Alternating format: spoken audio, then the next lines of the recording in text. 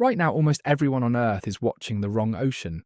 For a month, the entire world has been staring at the Persian Gulf. The strikes on Iran, the tankers burning in the Strait of Hormuz, the price of oil crawling across the bottom of every news channel on the planet. And while you were watching that fire, another one was quietly being lit on the far side of the world, in a 100-mile strip of water between mainland China and the island of Taiwan. And I want to show you, step by step, why that second fire is the one that actually ends the American century. Here's the question we're going to answer today. What happens to a superpower when it gets pinned in two oceans at the same time? Not in theory, physically, move by move. Because once you see how these pieces actually lock together, you'll understand that the crisis you think is about the Middle East was only ever the opening move of something much bigger. And I'll spoil the ending for you right now. The calm you feel about the Pacific, that quiet sense that Taiwan is a someday problem, a next decade problem, that calm is the single most dangerous thing in this entire story. Because the window everyone keeps promising you is years away. The math I'm about to walk you through says it's open right now. Let me show you what I mean. Start with a fact about the American military that almost nobody stops to think about. It is enormous, but it is not infinite. The United States Navy has 11 aircraft carriers. That sounds like a lot until you learn how carriers actually work. At any given moment, roughly a third are torn apart in dry dock for maintenance.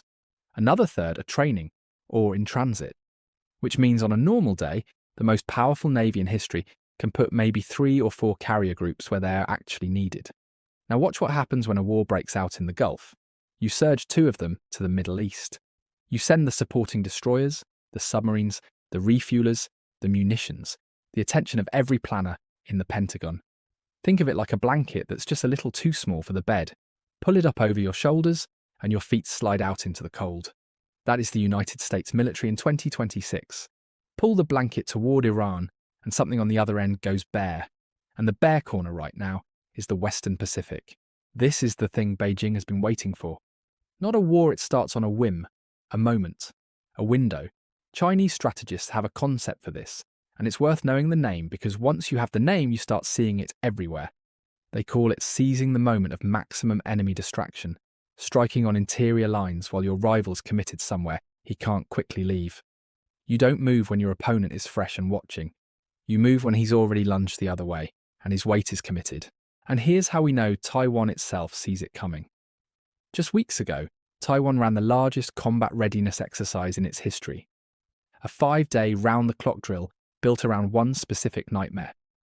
A sudden move by China while the world's attention is somewhere else.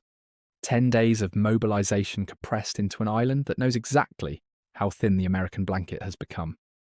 When the potential victim starts rehearsing this hard, that's not paranoia. That's a smoke detector going off. But here's the part that explains why it still feels calm out your window. When people imagine a Taiwan crisis, they picture the D-Day version.